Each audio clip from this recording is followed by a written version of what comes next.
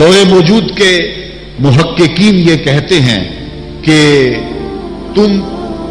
پردے میں عورت کو سمیٹ کر کے اس کی آزادی سلب کرنا چاہتے ہو، واجبی سا پردہ کافی ہے، لیکن چہرے کا، ہاتھوں کا اور دیگر جو ہے وہ کچھ اعضاء کا پردہ ضروری نہیں ہے، اور صرف عورت کا پردہ، مخصوص اعضاء کا پردہ شریعت نے دیا ہے۔ آپ کو مختلف چینلز پر بیٹھے ہوئے ایسے لوگ نظر آئیں گے جو اس بات کی اس نازک دور میں تبلیغ کرتے ہیں جب عورت پہلے ہی بے پردہ ہو چکی ہے، عورت پردے میں لپٹتی چلی جا رہی ہے اور اس کی نہ آنکھیں نظر آ رہی ہیں نہ ہاتھ نظر آ رہے ہیں، اور اس کے لیے جو ہے وہ کوئی ایک راستہ بھی باقی نہیں بچا، تو پھر تو کوئی یہ تبلیغ کرے تو سمجھ آتا ہے کہ ہو سکتا ہے کسی جو ہے وہ تحقیق کے تحت یہ بات کر رہا ہو۔ جب عورت اپنے لباس سے بھی باہر ہوتی چلی جا رہی ہے تو اس وقت یہ تبلیغ کرنا کیا معنی رکھتی ہے سوائے کسی ایجنڈے کے تحت، اور اس کے پس منظر میں کچھ ہمیں دکھائی نہیں دیتا ہے۔ تو وہ کہتے ہیں کہ چہرے کا پردہ نہیں ہے، ہاتھوں کا پردہ نہیں ہے، پاؤں کا پردہ نہیں ہے۔ شاید وہ اس بات کو جو ہے وہ سمجھنے سے قاصر ہیں کہ یہ محارم کے لیے ہے۔ عورت کا مخصوص اعضاء کا پردہ تو اس کے باپ سے بھی ہے، اس کے بھائی سے بھی ہے، اس کے محارم سے بھی ہے، حتیٰ کہ بیٹے سے بھی ہے،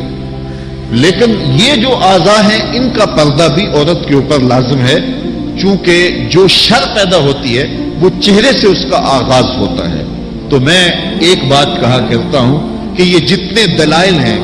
ان دلائل کے جواب بھی علماء نے دیے ہیں، یہ ساری بحث کی جا سکتی ہے۔ میری مائیں بہنیں تصور کر لیں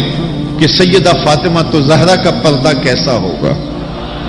تو ان کے تصور میں حیا میں لپٹی ہوئی فاطمہ دکھائی دے گی۔ بلکہ سیدہ فاطمہ تو زہرا سے جب پوچھا گیا کہ عورت کا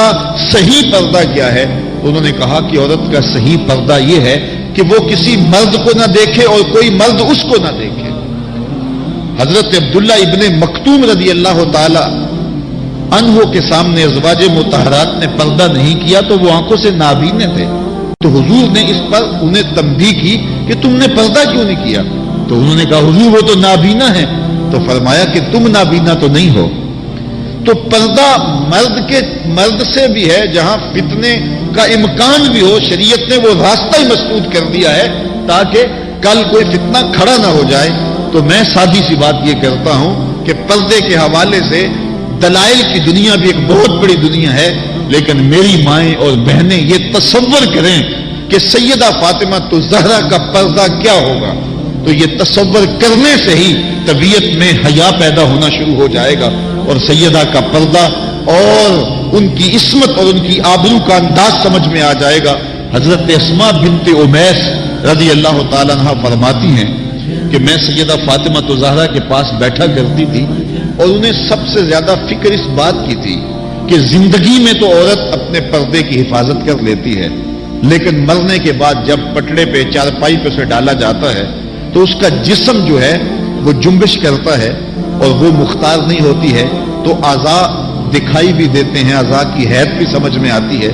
تو یہ بڑا مشکل لمحہ ہوگا جو مرنے کے بعد درپیش ہوتا ہے۔ تو فرماتی ہے کہ میں نے انہیں کہا کہ جب حبشہ کی جانب ہجرت کی تھی تو میں بھی ان لوگوں میں شامل تھی، تو میں نے وہاں حبشہ میں دیکھا ہے